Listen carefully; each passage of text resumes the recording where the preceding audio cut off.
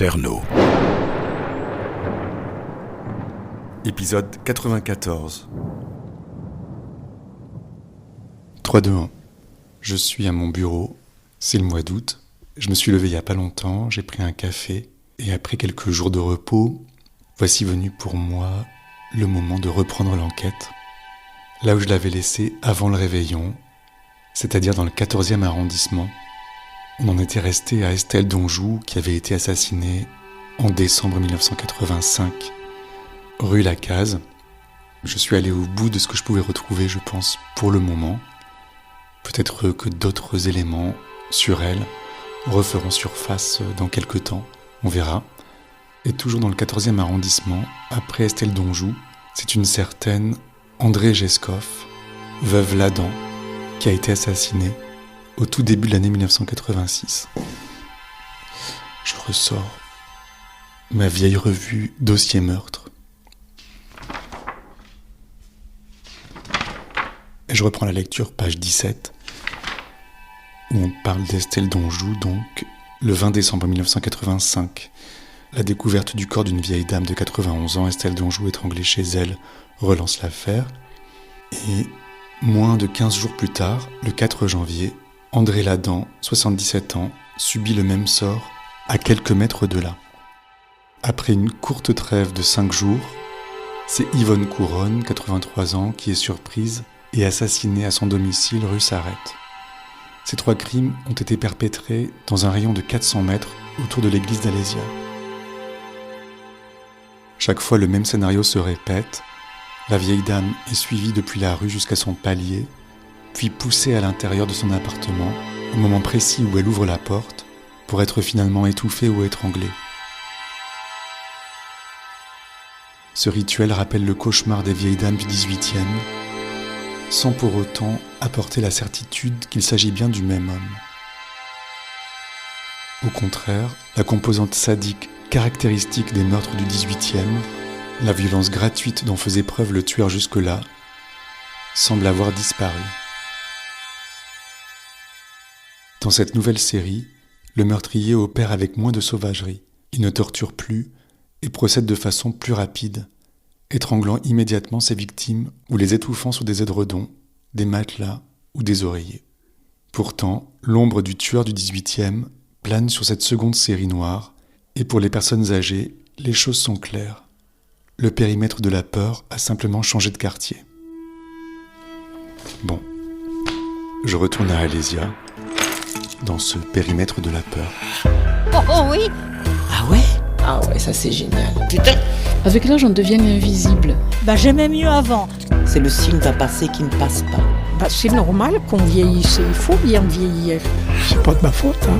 Ça va aller en s'améliorant. Ce charmant jeune homme est un reporter. Moi? Julien. Il avait la tête de monsieur tout le monde. Non. Ah non? Ah non. Il est beau, hein? Oui. Il est beau, mon Julius. Il est beau, puis il est gentil. 3, 2, 1. Je suis devant l'église d'Alésia, dans le 14e arrondissement.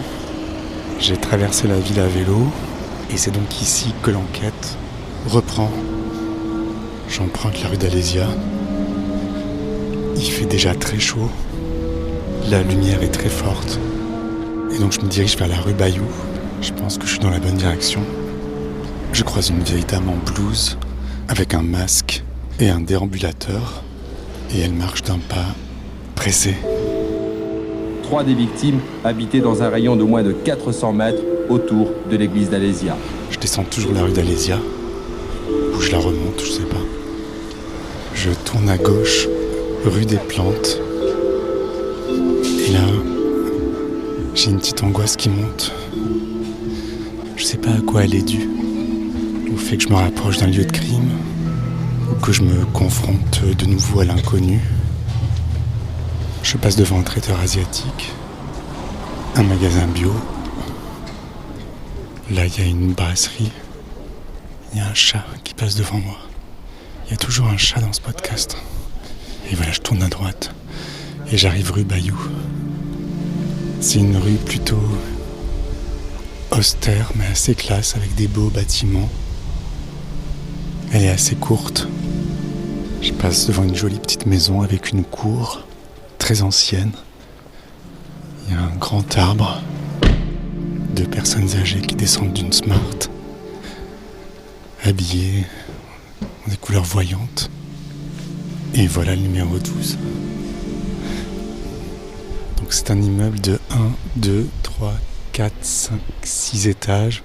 Il y a le nom de l'architecte sur la façade, Denis son fils, 1897. C'est un immeuble assez fissuré, en pierre de taille, un peu intimidant peut-être. Et c'est ici que, en janvier 1986, Thierry Paulin a dû suivre sa proie, qui rentrait probablement des courses, et qui l'a tué. Qui était André Jescoff, veuve Ladan. À quel étage vivait-elle? Quelle a été sa vie? Je vais regarder dans le tableau du commissaire laitier, consacré aux victimes. Alors, découverte du corps le 6 janvier 1986. Date du décès 6 janvier 86 vers 11h30. Cause du décès strangulation. Allongée sur le lit, tête recouverte par un oreiller, portait encore son manteau, sac à provisions posé sur la table, pas d'effraction, porte non verrouillée. Ce qui a été dérobé, ce sont des espèces du porte-monnaie, entre parenthèses somme modique. Auteur des faits, Paulin Thierry. On n'a pas trouvé d'empreinte. Les enquêteurs étaient Grisoli et Perroni, et les juges Marceau et Janin. Voilà, c'est tout ce qu'on sait de la victime et des événements terribles qui se sont produits ici. Il y a une poubelle qui a été renversée devant la porte de l'immeuble. Il y a quelques fenêtres ouvertes, mais comme c'est le mois d'août, il n'y a bien sûr personne à Paris, à part moi.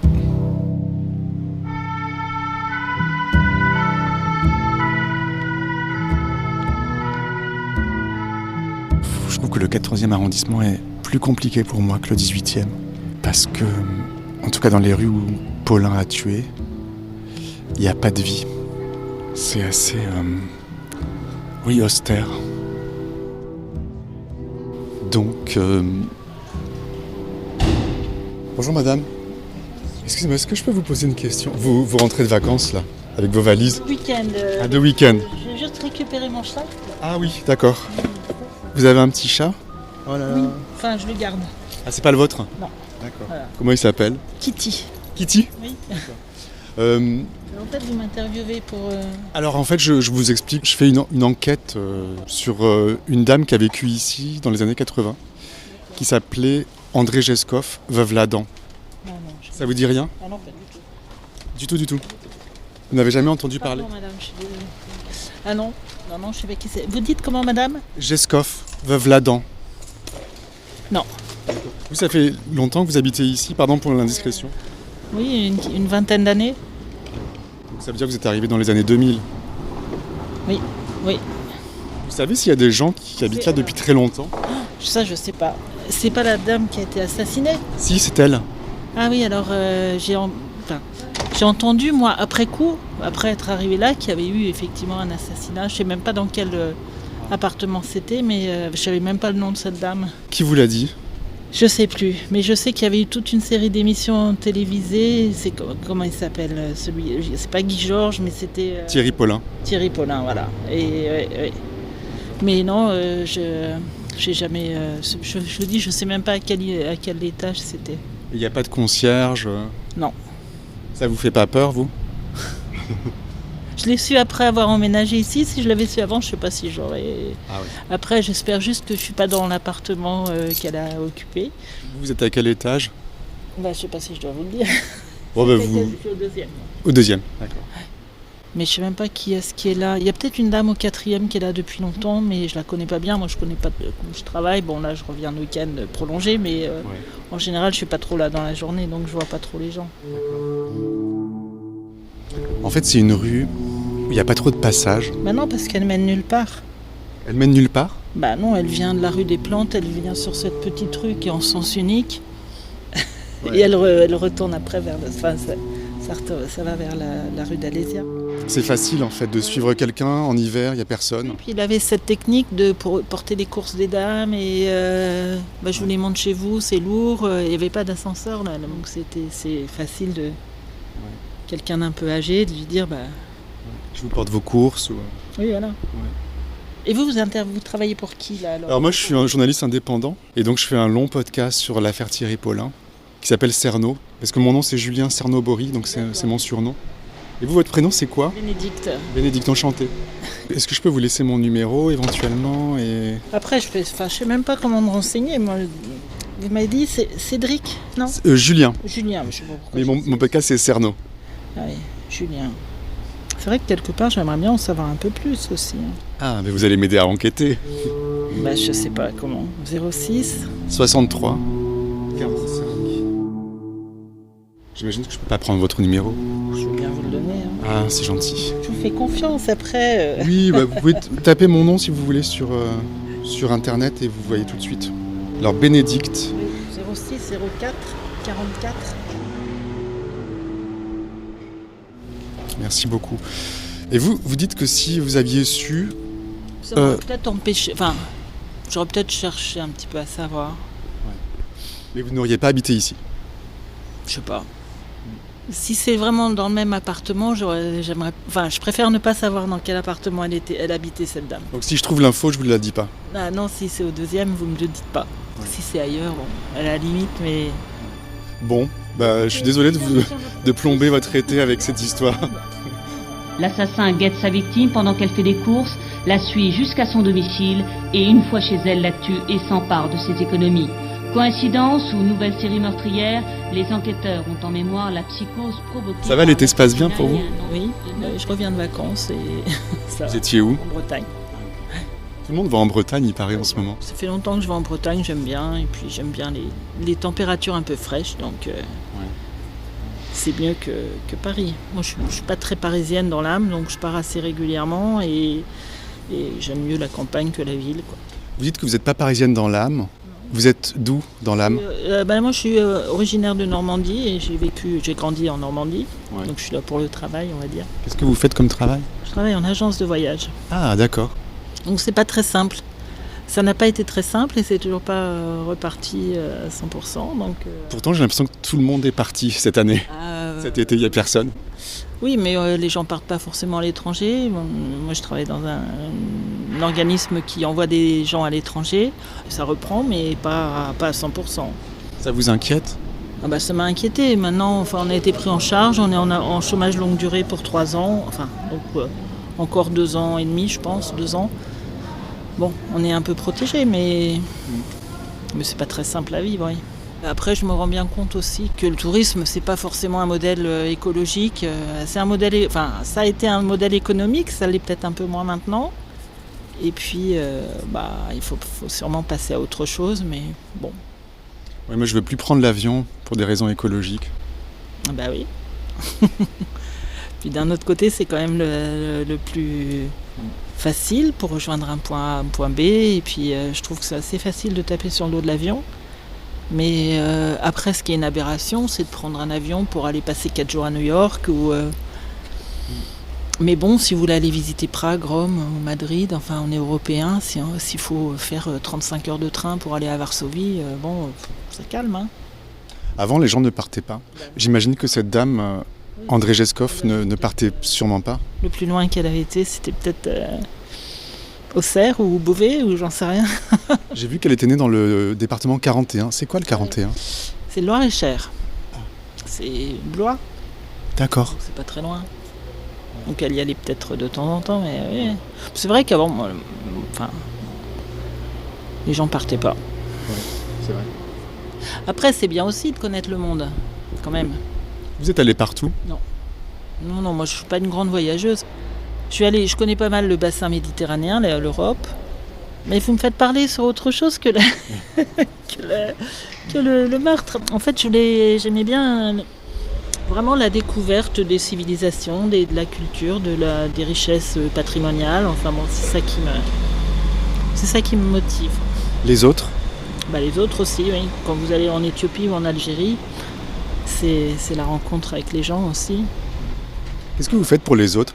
Là, je vois que vous gardez le chat d'une amie. Le chat de ma cousine. Ah, d'accord, c'est déjà quelque chose. Ce que je fais pour les autres, je sais pas grand-chose en fait. C'est vrai. Non, je donne un peu à 2-3 associations, c'est tout. Je donne un peu d'argent, mais pas grand-chose, je sais pas.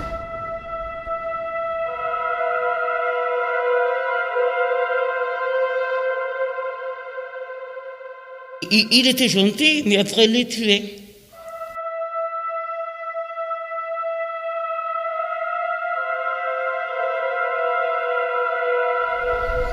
Il est sage, Kitty. Très sage. Une grosse mémère. Hein? Vous avez l'air de bonne composition, vous. Oui. Pourquoi? Je veux dire, vous avez le sourire, quoi. Bah oui, il n'y a pas de raison. De toute façon, ça sert à rien de faire la tête. Hein. C'est vrai, de toute façon, ça rend pas plus heureux. Et puis, au contraire, je pense. Et puis, il faut quand même... Voilà, il fait beau, on est quand même... Enfin voilà, on a la chance d'être là aussi. Ouais, c'est vrai. C'est pas toujours simple, mais bon. Ouais. Bon, en tout cas, c'est gentil de m'avoir parlé. Si jamais, vraiment, si j'entends... Je vais peut-être enquêter un petit peu pour vous, on sait jamais. Oui. Je vous dis, il y a une dame au 4e quand je la croise, on se dit bonjour, quoi, voilà. Qui est très âgée. Très âgée, je sais pas, elle est assez âgée, oui, mais... et je sais que ça fait longtemps qu'elle est là, parce que... au moins autant que moi, si ce n'est un peu plus, donc... D'accord. Ça vous dérange pas si je vous envoie un petit SMS dans quelques jours? Oui, non, très bien. Ça ouvre la curiosité. Moi, je vous ai vu là, tant que je me gare, que j'allais chercher mon ticket de parking, là. Après, moi, ce que je veux pas, c'est inquiéter les gens, parce que c'est toujours inquiétant de voir quelqu'un avec un micro devant chez soi. Oui, puis vous étiez... je me suis demandé pourquoi vous preniez des photos avec les téléphones. Mais bon. Je vous propose pas de remonter vos courses? Non.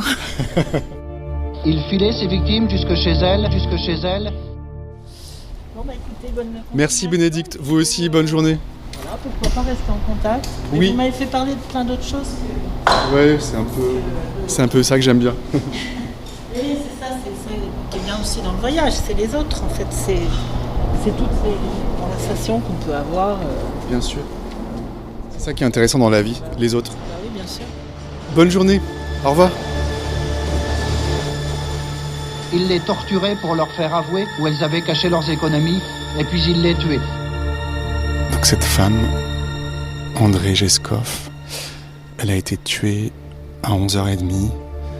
Elle avait son manteau, son sac à provisions, donc elle revenait forcément des courses. Qu'est-ce qu'elle avait acheté? Sans doute de quoi déjeuner. Donc il faut s'imaginer cette rue en hiver. Dans les années 80, les façades devaient être moins ravalées. Ça devait être froid et désert. Je vais me prendre un café à la brasserie.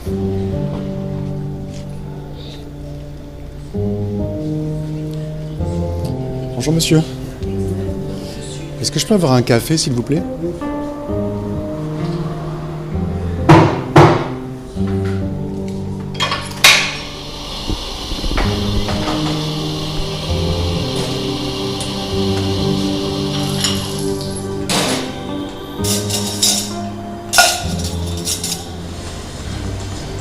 Merci monsieur.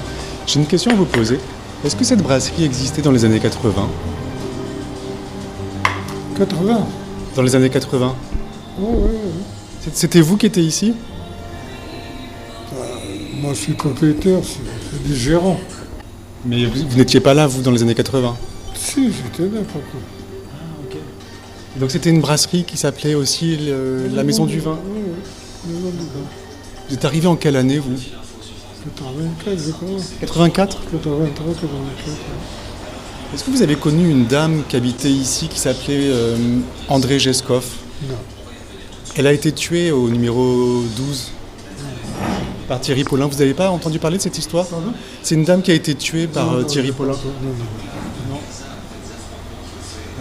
Vous n'avez pas entendu parler de l'histoire? Pas du tout. Le meurtrier des vieilles dames, vous savez? Oui, mais je connais. Non. Non. Et c'était comment le quartier dans les années 80? C'était toujours comme ça. C'était calme, il n'y a pas eu de soucis. Hein. C'était aussi propre? Oui, très propre. Oui. C'était un peu chic? C'était populaire? C'était comment? Non, comme populaire, mais tranquille. Tranquille. Ouais. Et vous êtes bien ici? Grâce à Dieu, ça va. Ouais. Vous pouvez pas vous rapprocher de mon micro? Non, je vous écoute. Parce que j'arrive pas à enregistrer si c'est trop loin en fait. Je vous ai dit, grâce à Dieu, ça va. Ça va. Ouais. Moi c'est Julien et vous, c'est comment votre prénom? Alors là, Ah, vous voulez pas me dire? déjà, vous arrivez, vous me demandez. Ouais. Je ne suis pas préparé pour ça. Je fais un reportage sur cette dame en fait qui a été tuée. Et j'essaie de savoir qui c'était. Pardon? En 1980. En 1986. 86, je connais pas. C'était un tueur en série, Thierry Paulin, qui était jeune et qui tuait des vieilles femmes. Si, j'ai entendu ça à l'époque, mais je connaissais pas. Peut-être qu'il est venu dans ce bar. Non, je connais pas. Non. Je connais pas, monsieur.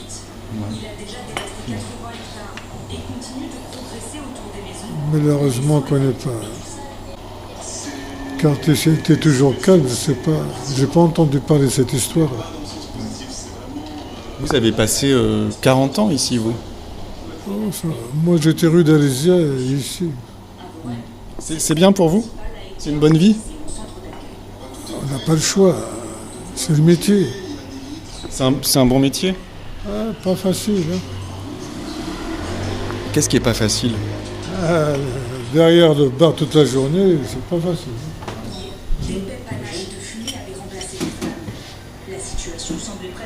Il est reparti.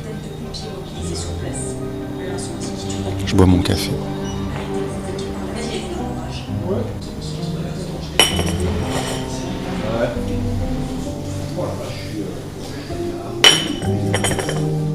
Combien je vous dois pour le café? 1,20 €. Bon, merci à vous. Bonne journée. Ouais, merci vous aussi. Allez, au revoir. C'est quoi votre prénom? Allez, à l'occasion. Ah, bon. Je repasserai. Au revoir. Merci. Au revoir. Il y a une vieille dame avec un pantalon rouge qui entre dans un immeuble en face. Je me demande si c'est pas ici que vivait Lisa Doll. Alors je vous ai souvent parlé de Lisa Doll, une auditrice qui est contributrice au Patreon. Donc c'est quelqu'un qui finance ce podcast depuis longtemps. Et donc on est en contact régulier. Elle enquête et elle est toujours en train de me retrouver des documents. Elle retrouve plein de choses, elle m'aide beaucoup. Et je crois savoir qu'elle a habité rue Bayou il y a assez longtemps. Et que c'est même pour cette raison qu'elle s'est mise à écouter mon podcast. Et je me demande si elle est là, au mois d'août. Et j'aimerais bien aller la voir pour lui poser quelques questions sur la rue. Pour savoir si elle a des informations sur cette victime, André Gescoff, veuve Ladan. Je lui envoie un message. Salut Lisa, j'espère que tu passes un bon été. J'aurais besoin de passer te voir pour te poser quelques questions sur la rue Bayou. Je vais récupérer mon vélo.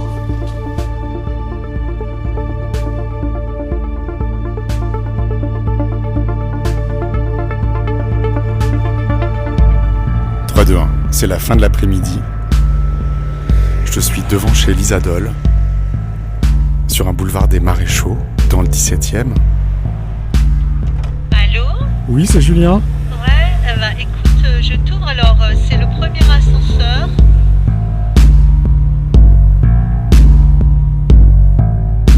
Salut. Ça va? Ouais, tu me fais rire avec ton micro. Ouais. Alors, je t'invite. Alors, excuse-moi, parce qu'ici, c'est mon bureau. J'étais en train d'écouter un truc sur l'inceste. Alors, assis-toi, là, fais tes petites affaires, mets-toi à l'aise. Et évidemment, je vais avoir la phrase rituelle. Un petit café. Volontiers. Assis-toi. Alors, justement, je vais te montrer un truc. Pendant que je fais le café, assis-toi. Comme ça, tu auras un peu de lecture. Et je pense que ça, tu l'as pas. J'espère, c'est la fille qui y croit. Alors, tu me montres. Je te montre. Attends. Donc, c'est art et technique de la et plaidoirie dedans, d'aujourd'hui. Tu as beaucoup de plaidoiries, dont notamment celle pour le procès de Jean-Thierry Mathurin par Michel Arnold, que tu as rencontré.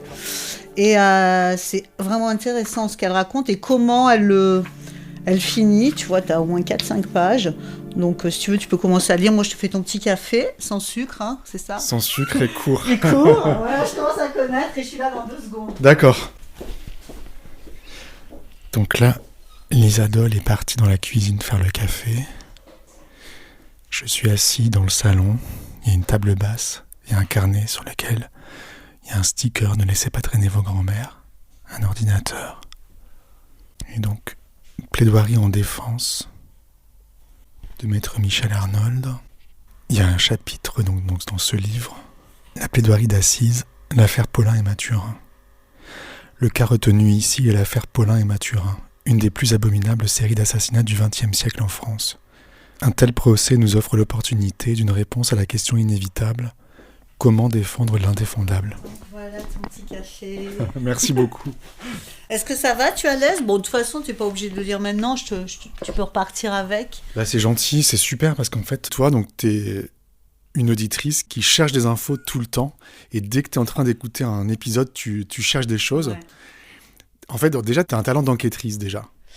Bah écoute, oui, je pense que peut-être j'aurais pu, tu vois, être détective privée dans une autre vie ou un truc comme ça. J'adore chercher, je suis extrêmement curieuse, pour tout te dire, et je trouve qu'aujourd'hui, tout ce qu'on nous offre en termes d'informatique, d'internet, ça nous permet de trouver des tas de choses. Donc je trouve ça génial, tu vois.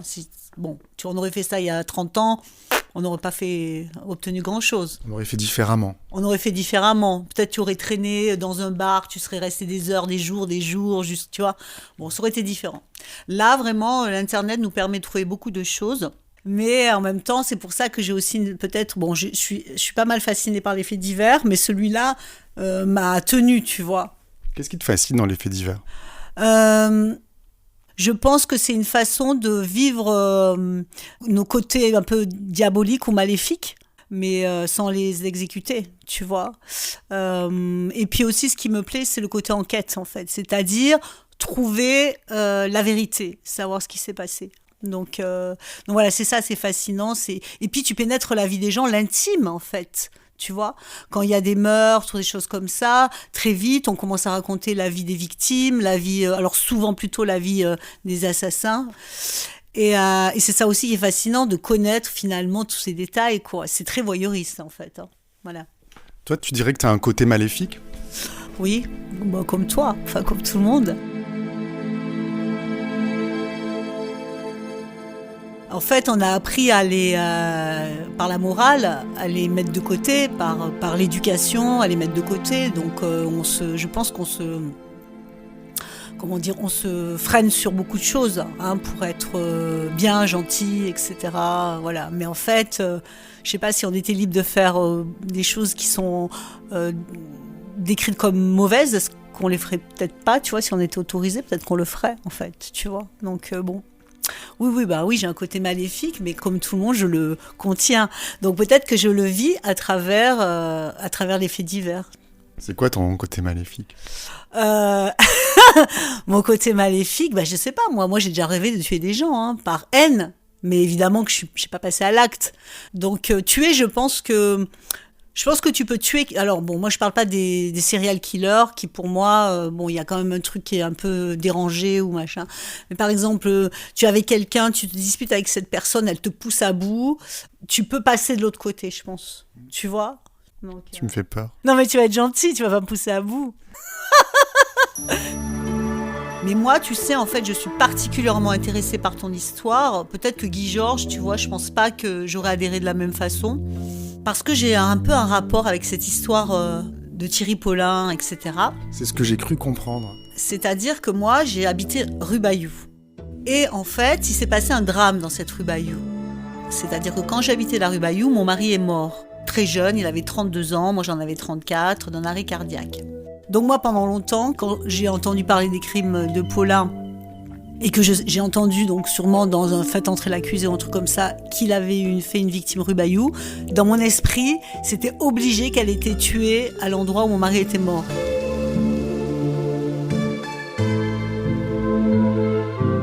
À suivre. Merci d'avoir écouté cet épisode et rendez-vous dans 15 jours pour la suite de nos aventures. Au revoir Julien. Ciao chérie. Et puis j'espère vous revoir bientôt. Ne laissez pas traîner vos grands-mères. Bisous, hein.